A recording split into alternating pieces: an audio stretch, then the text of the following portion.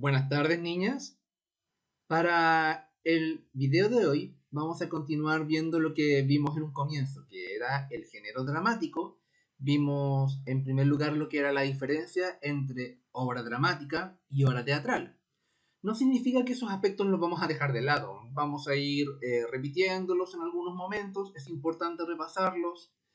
Pero ahora también vamos a ir un poco más allá y vamos a abordar las características de la obra dramática y también vamos a mencionar en forma general los géneros principales que dieron pie a la tradición del teatro occidental. Bueno, nuestros objetivos de hoy día es conocer las características principales de las obras dramáticas y también diferenciar los géneros dramáticos principales de Occidente. Cuando hablo acá de Occidente, me refiero a nuestra cultura, a nuestra civilización, que comenzó con los griegos, muy diferente a la oriental que tiene su propia tradición. ¿Qué caracteriza, qué define a una obra dramática? En primer lugar, es su lenguaje dramático. Es un texto cuya característica principal son los diálogos. Tiene un lenguaje expresivo y apelativo. Supuestamente los personajes reproducen el habla oral y le dan cierta expresividad, cierto carácter que refleja la forma de ser de cada personaje. También, por otro lado, tenemos una visión de que la obra dramática, en sus diálogos, más que reflejar la naturalidad y la espontaneidad del habla cotidiana, es una forma de transmitir la literatura, la poesía, la lírica, el arte. Y por lo tanto, hay dramaturgos, principalmente los más tradicionales, antiguos, que se preocupaban mucho de que los diálogos, más que de ser verosímiles, o sea, cercanos a lo real, fueran de un carácter muy literario, profundo, expresivo, poético, dramático.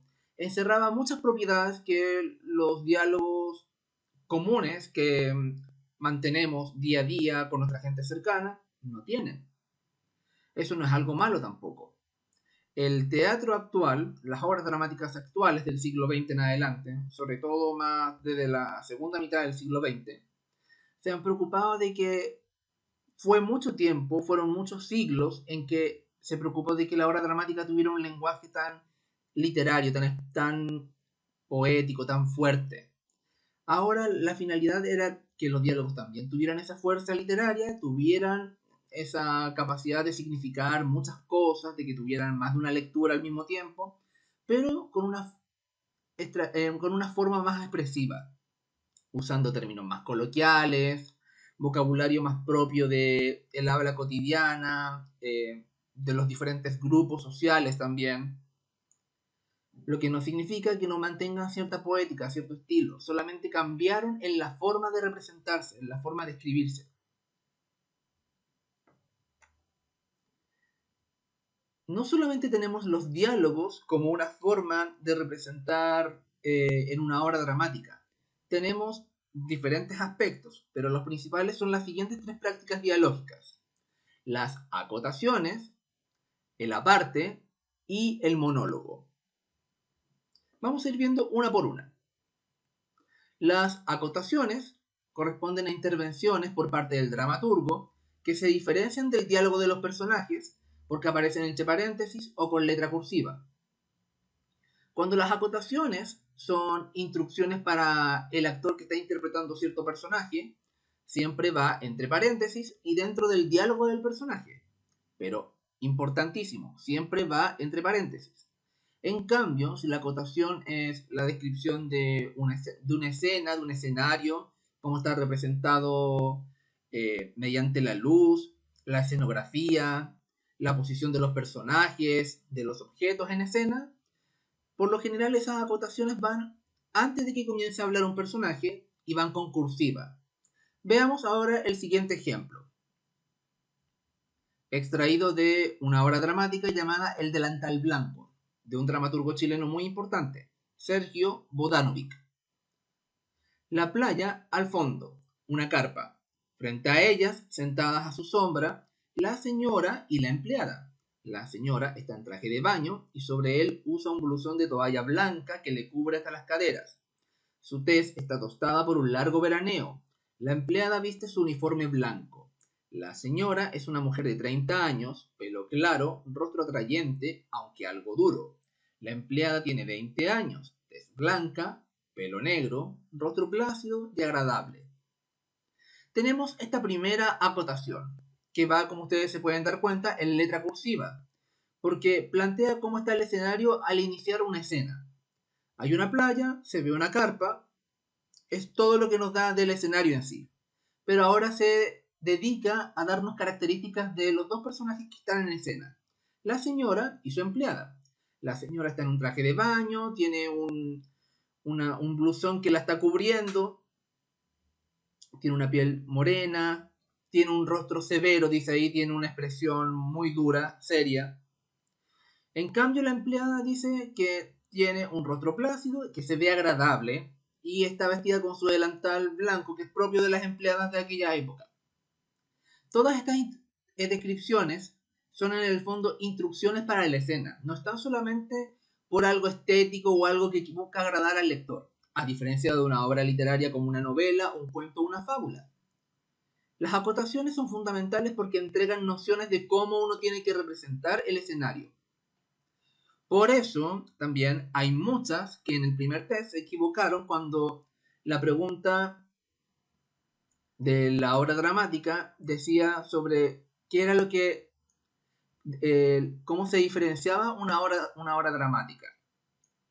Y muchas contestaron que era un texto literario en el cual se basaba la obra teatral, que podía ser un cuento o una fábula. Ya.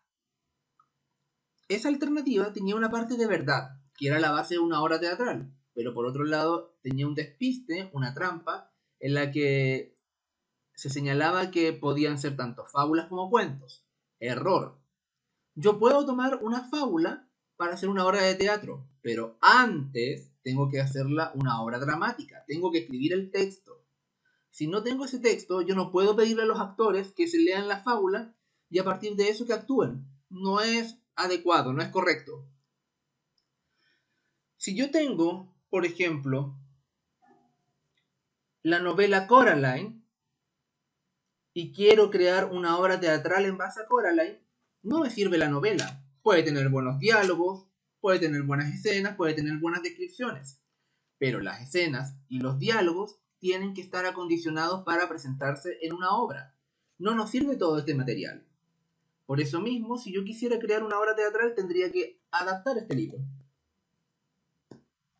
Sigamos leyendo el ejemplo. Habla ahora la señora. Alvarito, Alvarito, no le tire la arena a la niñita. Métase al agua, está rica. Alvarito, no. No le saca el castillo a la niñita. Juegue con ella. Sí, mijito. Juegue. Ya.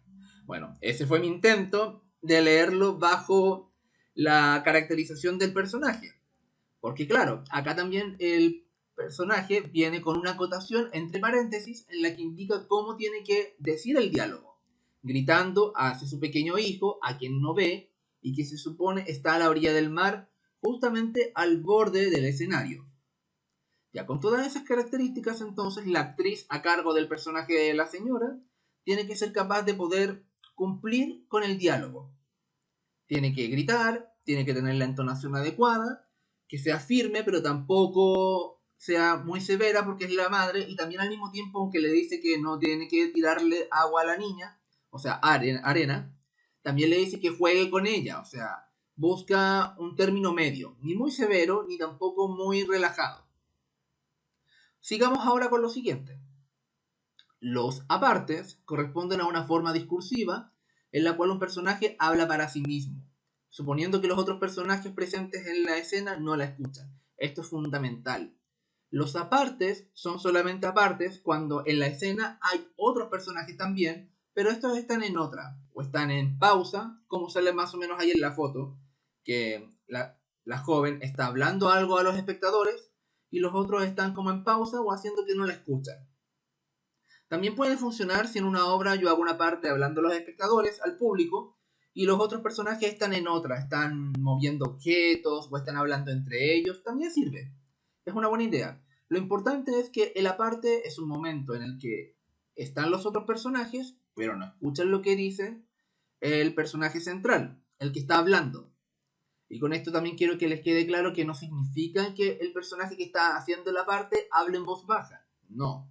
Está hablando con un tono de voz fuerte, correcto, pero es una convención del género dramático. Es una convención, es una regla de que en los apartes los personajes que están en escena no escuchan o hacen que no escuchan el momento del personaje.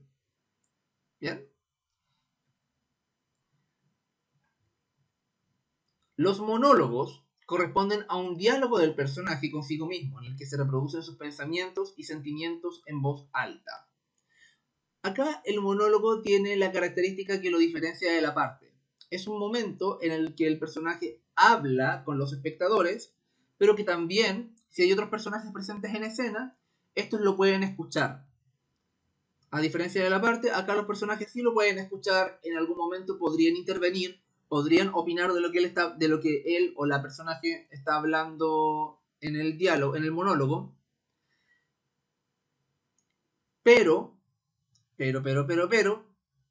los monólogos, por lo común también, no son solamente presentados dentro de una obra dramática. También muchas veces los monólogos son un tipo de obra dramática. Es muy común ahora que se den también las obras que están basadas solamente en el monólogo de un personaje, que habla todo el tiempo, que si va a representar lo que le dijo otra persona, no aparece otro actor, sino que simplemente tal vez se pone algo característico del personaje, lo imita, le cambia la voz, pero es solamente un personaje hablando todo el tiempo. Entonces recordemos eso, los monólogos pueden estar tanto presentes al interior de una obra dramática común y corriente dentro de una historia, o también un monólogo puede ser en sí toda una historia, en la que no aparecen otros personajes, solamente hay uno que está hablando y expresando lo que siente sobre diferentes temas, o sobre el conflicto que tiene.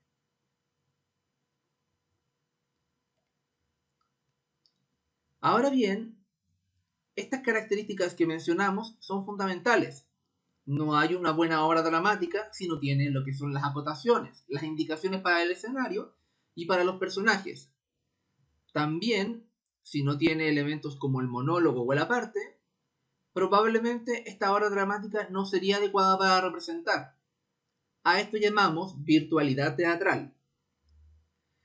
Todo lo que hay en la obra dramática está condicionado de manera de que pueda ser representada en un escenario. Y cuando hablo de un escenario, no me refiero solamente a un escenario clásico como el de un teatro común y corriente. Ejemplo, Teatro Concepción. No es solamente ese tipo de escenarios. Es un lugar fijo que las personas, que los actores, que la gente tras bambalinas va cambiando los elementos, pero es un lugar fijo y está principalmente dirigida a un público. Puede funcionar como escenario una pared, puede funcionar también un lugar como una plaza. Lo importante es que sea un lugar que esté mirando al espectador, en el cual éste pueda ver a los personajes, que pueda ver su interacción. El teatro actualmente ha evolucionado mucho, lo que significa de que ahora esta virtualidad teatral en la que tenemos un escenario y tenemos a los espectadores, muchas veces se ha roto, en el sentido de que muchas veces los personajes también interaccionan con los personajes, o sea, perdón, con los espectadores, les hacen preguntas, les dicen cosas y buscan que los espectadores les respondan. La gracia de esos momentos es que los espectadores también participen.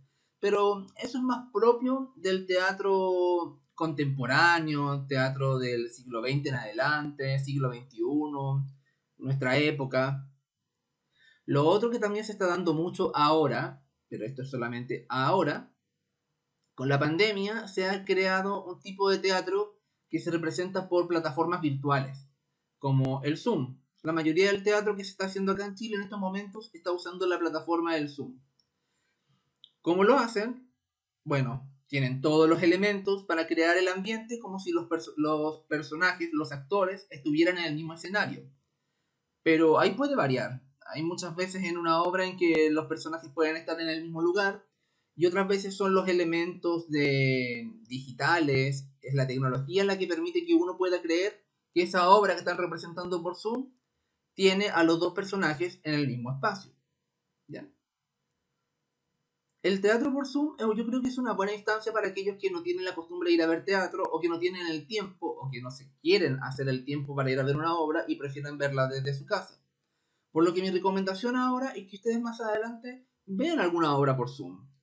No se va a volver luego a los teatros, no se van a abrir luego los cines.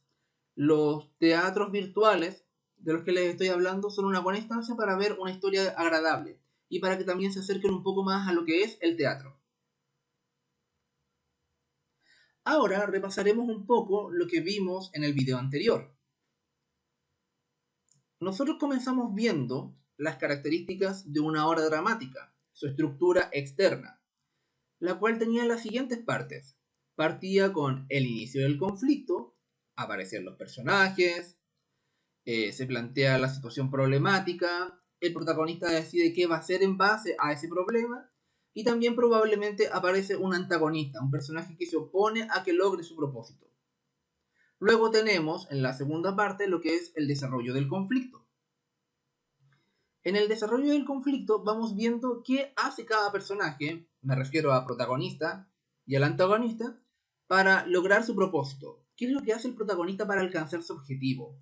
¿Cómo lo hace? ¿A quiénes recurre? Bueno, recurre a otros personajes, lo logra por su cuenta.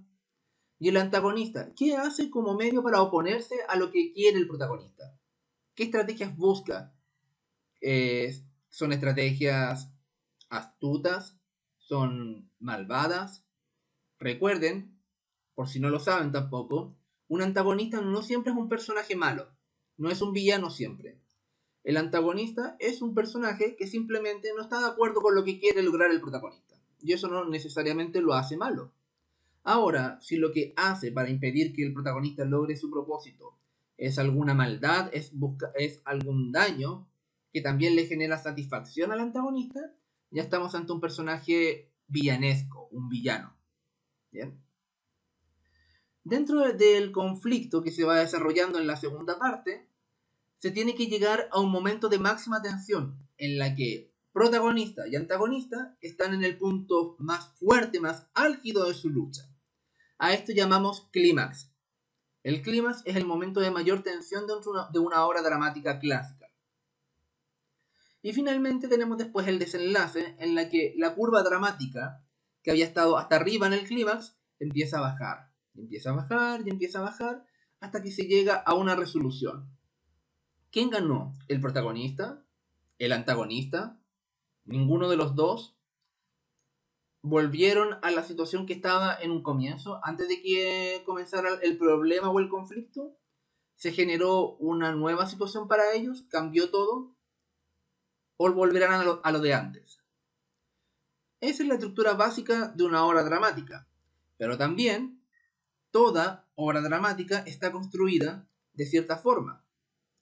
Tiene ciertos elementos. A esto llamamos estructura externa. Tiene que ver con todos los aspectos externos que definen a una obra dramática. Estos son principalmente actos, secuencias y cuadros. Al igual que con el concepto anterior del lenguaje dramático, vamos a ir viendo acá uno a uno cada uno de estos conceptos. Los actos son unidades mayores en que se divide la acción. Esto es importante, recuérdenlo siempre. Una obra dramática es acción pura. Por eso igual son más cortas que una novela. Una novela se puede dar el lujo de describir lo que sienten personajes y que no pase nada en 20, 30, 40, 50 páginas. La obra dramática no tiene espacio para eso. Tienen que ocurrir acciones, tienen que ocurrir cosas, tiene que pasar que un personaje haga esto para lograr esto otro, que el protagonista haga esto para llegar a su propósito, que aparezca el antagonista y realice una acción que impida o que corte lo que estaba logrando el protagonista, entre otras. Es acción, acción, acción.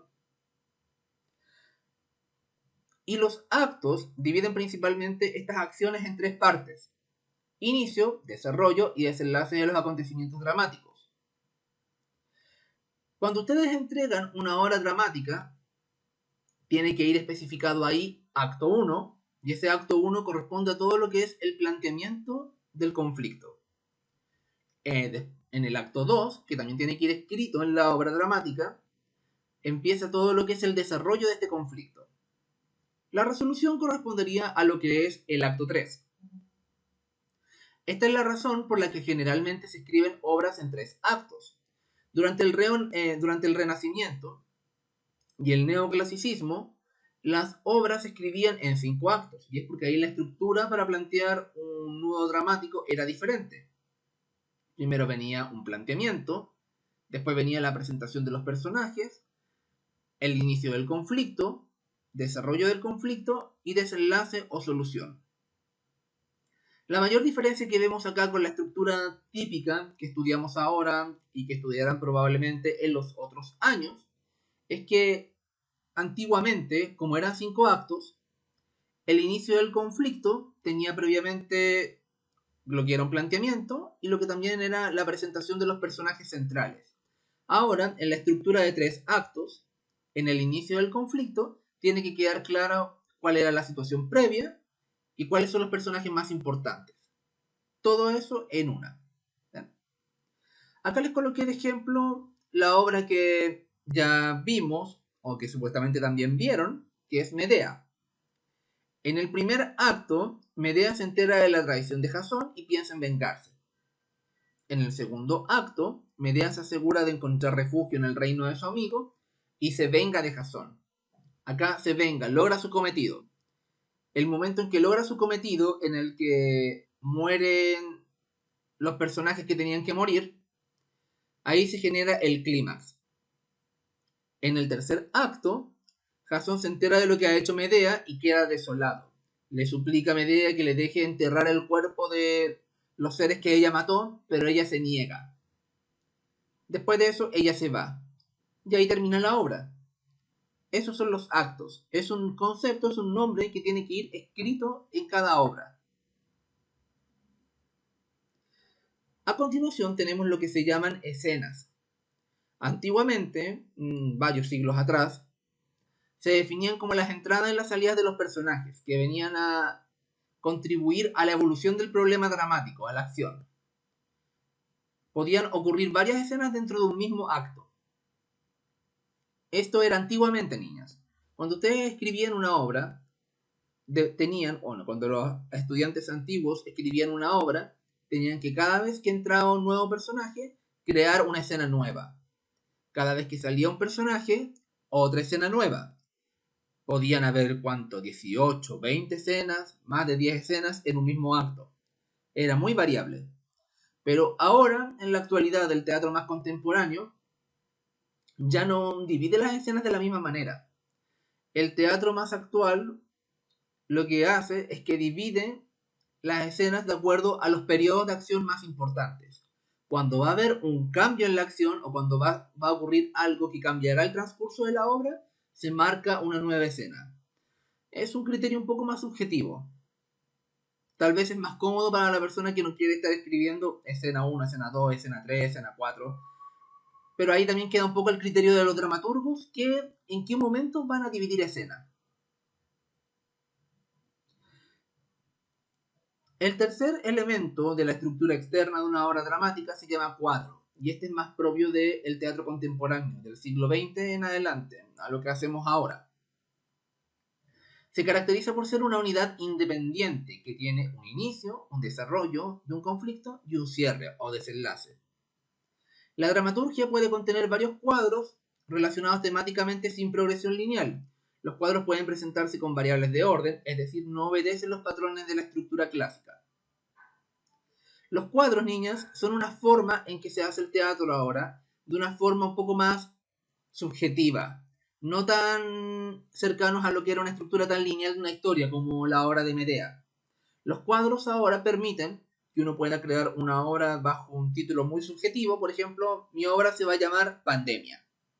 Y yo genero diferentes cuadros con diferentes escenas, con diferentes... escenas no, perdón, no quiero usar ese término. Con diferentes situaciones, y cada situación corresponde a una historia en sí, o a un conflicto que tiene su inicio, su desarrollo y su cierre. Esos serían cuadros.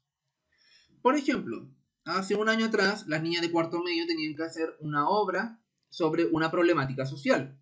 La mayoría de las niñas escogió el esquema típico. Inicio, desarrollo y cierre con sus respectivos actos y sus escenas.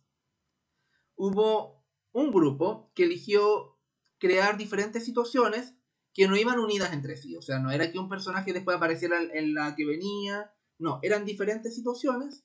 Ellas crearon una obra teatral con cuadros, de un estilo más moderno.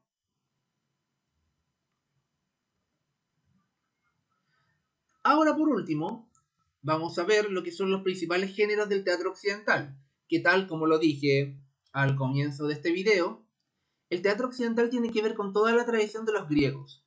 Los griegos crearon una tradición muy rica del teatro, de las artes en realidad, de la música, de la pintura, de la escultura, de la ilustración, bueno, del dibujo más bien, de todo. Y uno de sus grandes aportes fue el cultivo, el crecimiento del teatro. Ellos trabajaron principalmente con dos géneros. Estos son la tragedia y la comedia. Pero también a partir de la tragedia y la comedia se derivó un género un poco más moderno, que fue post-teatro griego, el drama. ¿En qué consiste cada uno? Veámoslo ahora. La tragedia es una obra que representa una acción humana, funesta, que puede acabar con la muerte del protagonista, quien pertenece a la nobleza. Es una obra que siempre tiene que ver con algo funesto, con algo muy dramático, relacionado con la muerte, con el dolor, con el destino también. El destino en las tragedias juega un papel muy importante.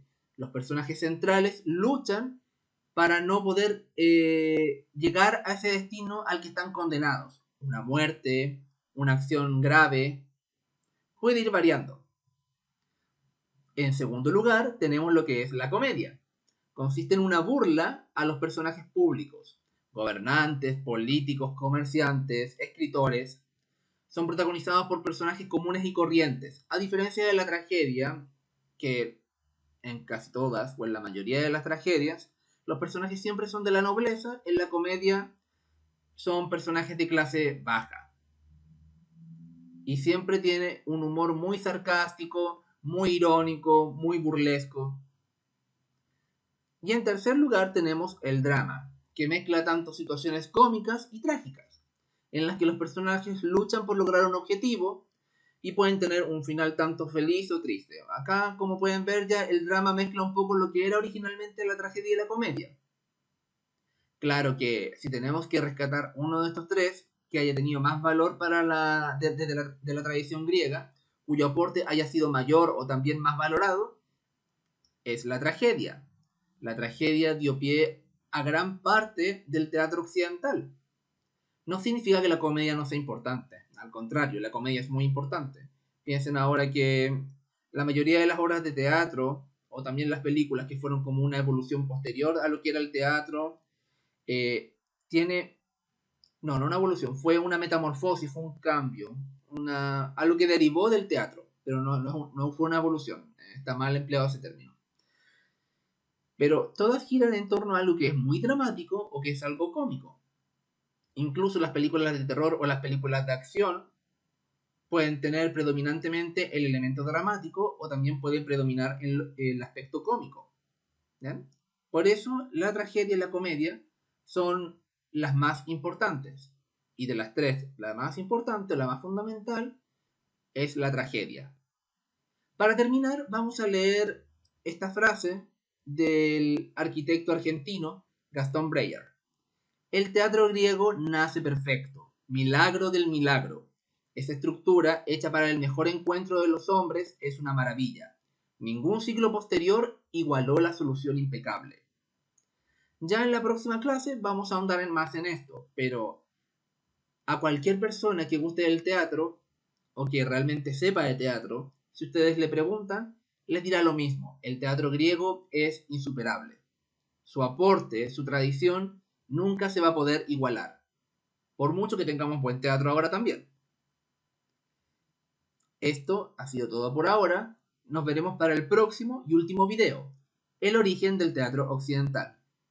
Hasta luego.